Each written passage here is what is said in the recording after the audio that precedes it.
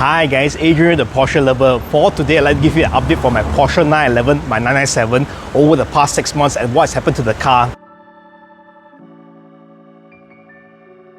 As usual, we'll start with a wristwatch check.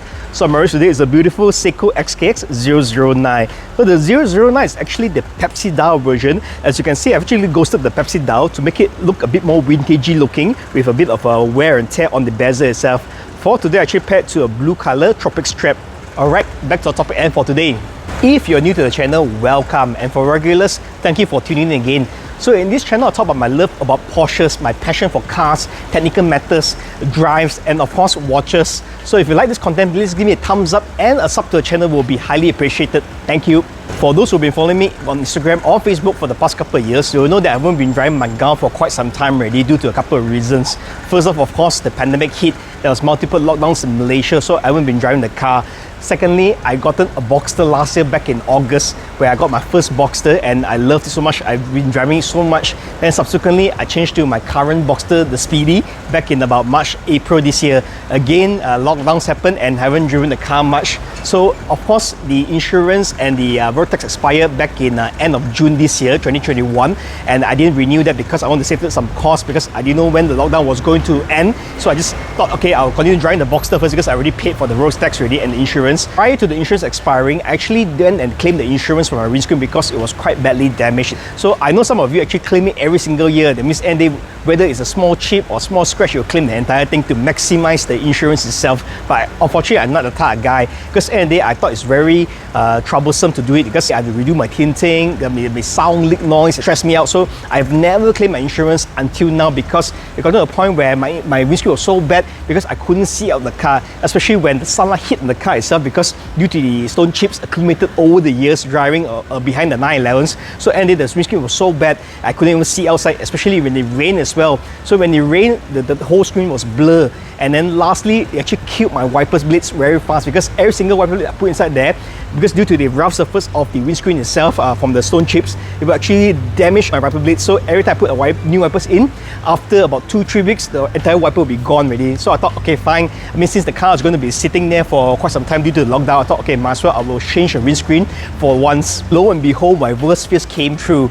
So after they changed the windscreen for the insurance and everything, the car was brought back to me. So I inspected the car and actually found there are actually scratches on the dashboard itself.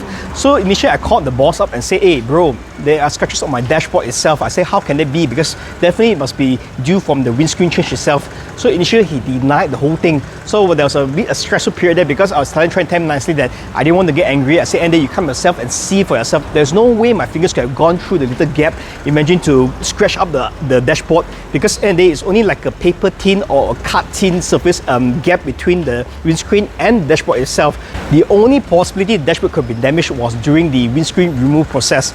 To remove the windscreen, they will need to actually use a steel wire to actually cut through the adhesive and then cut through the rubber to remove it and replace it with a new one. So the boss came over to have a chit chat. In the end, he actually agreed to redo back everything for me. So, but again, it's very stressful because during the time lockdown happened, so the car couldn't be sent to his place to be redone again because the shops weren't allowed to open. There's a 10 km restriction and everything. So actually, I had to wait a couple of months for it to be sent back there again. So when I sent the car back there after 2-3 months later, when everything reopened, they actually removed back the windscreen again. Again, oh, very stressful when I think of it. So I try not to think about it. So when they removed that again, they actually tried to resprate a single part of the dashboard.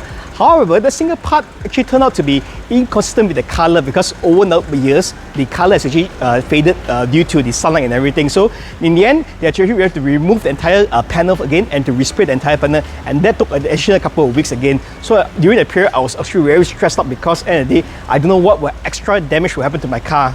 If you are paranoid as me, I would highly recommend that you put a windscreen protection film on the car itself. So I won't put any film on my car yet because there are actually additional problems that happen over the next couple of weeks, which I'm going to share in a bit. Oh yeah, before I forget, what I actually did was that I actually renewed the insurance before I sent it back out for the guy to actually redo back the dashboard and the windscreen itself. So I actually went and researched all the insurance around in Malaysia, and I was thinking maybe this time I will try the Promilej one because they're quite unique in the sense that they actually go by mileage base. So I I actually insured the car for 5,000 km over the next 1 year. So I know 5,000 km might seem very little to some, but unfortunately for this car, it's actually exactly the 5,000 km I did for the past 1 year due to the lockdown, due to the Boxster and everything. So I said, okay, fine, I should save a bit of cost. Actually, not a bit, it's quite a fair bit. It's half the cost of my original insurance policy and go with the Pro mileage for this round. After renewing the insurance, I thought I'll take the car out for a drive because the car's been lying dormant for so long. So I thought maybe I'll use the car and see how it goes from there. So it's been about 3 months since I last drove this car because the road tax and insurance actually expired in the month of June 2021. So I left it be because of the lockdown and everything, because I couldn't go more than 10 km. So yesterday I wanted to drive the car out already, so I actually renewed the insurance for the car already. So subsequently, when I wanted to test the car, the battery actually died off. So I left it in the shop and at the same time disconnected the battery. However, this morning when I recorded the battery, there was smoke coming out from this area. Something was burning. Luckily, very thankfully, the car didn't burn up last night. If I connected the battery, the car could have burnt up already. So yeah, very sad. I mean, when the cars are not driven, this is what happens. Things will go wrong. Murphy's Law. Shit will happen and it will happen. We found out that actually the starter shorted already. So the starter shorted and caused the internals to smoke up. So we actually removed out the starter and then reconditioned the starter. After the starter ordeal was done, the next couple of days I actually went to test the car again. So I tested the car, everything was fine. Oh, I was happy and everything.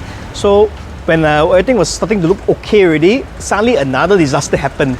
So I was driving from home to work. The car will actually stutter and then suddenly just die off in the middle road. I said, oh shit, what happened again? So I came back to the shop, they diagnosed, they found there was an air leak. So they actually need to remove back out everything again, the engine and everything. So they actually found out there was actually a seal on the intake air manifold, or the air intake itself, that was actually leaking air inside and causing the car to die off. So we resolved that by replacing another seal. Okay, it was done already. So again, the next couple of days I tested again and again. So it was okay until one fine day it misfired.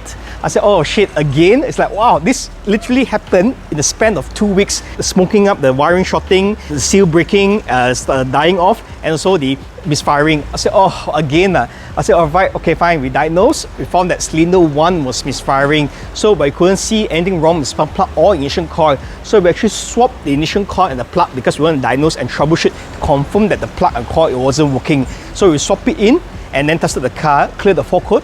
It was okay. So until today, the car is still behaving itself. So the spark plug and the coil is behaving perfectly fine. So some things I just can't explain.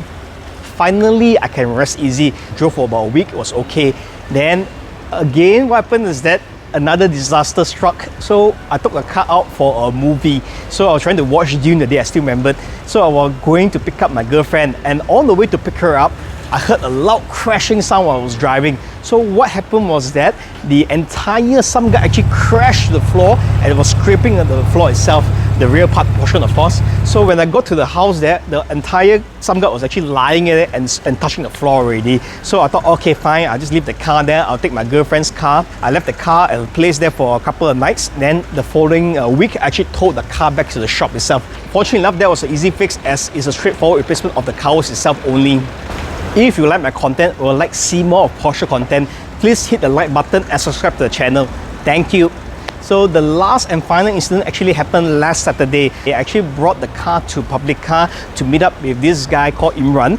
Some of you might know him by his Insta handle, I need a 911. I actually went up and met with him because I might be contemplating to change the color of the car. So I wanted to give the car, the Gulf, a last hurrah by actually having a photo shoot for it. So I actually drove the public car, parked the car at the side pavement there, and then I saw actually white smoke coming from the rear left side of the car. I said, oh shit, again what has happened? So I literally ran out of the car and then I saw water gushing out from the bottom of the car. So coolant was actually gushing out by the bucket loads from the car itself. So I knew from that, I said, oh shit, the coolant must have all leaked out already. After seeing the coolant gushing out, leaking out there, I knew way that this car could be driven, because I don't want to overheat the engine and then cause very expensive damage to the car itself.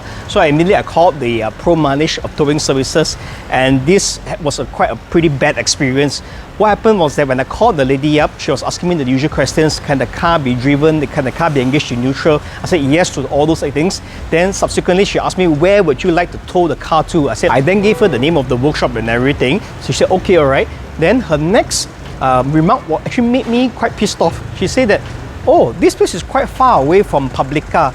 I said, my God, I mean, and then you're talking about from Publica, KL to Shah Alam, maximum about 30 km, I guess, 35 km. I said, how can it be far? I said, I don't care how far it is, and then my car is broken down now, I'm stranded here. I just need to get my car there, tow my car, and that's it. He said, alright, I will arrange a tow truck for you very soon and then call you back after. So what happened is that I just left the car there, went for drinks with Imran and his friends, and then we were chit-chatting and everything. Little did I know the time passed by so quickly, then it was about 5 p.m. already. So I gave them a call back again to ask where is the towing truck. So then she then answered me, said, oh, the towing truck, they couldn't come in and everything. They say they couldn't arrange it. Because it's a Porsche, you need a special towing truck and everything. I say, Miss, please listen to me first. The towing guy hasn't called me yet, you know. He said, oh, is it? Okay. Let me try to arrange again. So in the end, I tried to give them one more final chance. So I called them again. And this round, nobody picked up. The phone rang until the line got disconnected. I said, oh, screw this already. I mean, I'm too stressed out already. I just called my towing guy. Towing guy said, okay bro, I'll be there in about 30 minutes. If you plan to take up the Promilej insurance, yes, I know the significant savings are there, especially for higher value vehicles. You must be aware that this could be something that could happen to you as happened to me. And I really hope that actually improve their services. I got the car towed back to the shop, and the following morning they checked the car to see what's going on. We did a pressure test in the car and found there was no leak. Oh my God, it is driving me a bit crazy at this time already, because imagine the things that have been happening one after the other. So there was no leakage on the cooling system itself. They put in the water, bled the cooling system, drove the car, because you need to bleed a couple of times because the radiator is in the front, so the cooling system need to run quite a long stretch. So after bleeding a couple of times, we actually found the possible cause of the issue. We found that on the one side of the pipe, the coolant pipe is hot, the other side is cold. So the coolant thermostat might not be opening up, or might be sticky or jammed. So the coolant is not circulating, and this could cause the car or coolant tank reservoir to actually boil up, and the excess water will actually flow out. Okay, so we tested the car. The thermostat was finally working already. When it worked, the car was perfectly fine. At the end of the day, we tested for a couple of days till today. So far it's okay. So I suspect it could be a sticky or jammed thermostat. In conclusion, this video is not meant to scare away potential 911 owners or current 997 owners. I'm just sharing you the experiences that happened to me over the past couple of months, because the car has been lying dormant or inactive. The best thing you can do for your car is actually to drive it hard, also drive it regularly, and they to avoid all these issues. Again, like I said, the thermostat sticky issue, the last issue that happened, was possibly due to the fact that the car hasn't been driven for quite some time already, so the thermostat was sticky. So once I'm done ready, hopefully I'm planning to bring this car to Jerantuk Pahang over this weekend for 2 days, and I'm seeing whether I can do that now, because and then I'm just scared that it might break down again. So please stay safe in the meantime, take care, and God bless.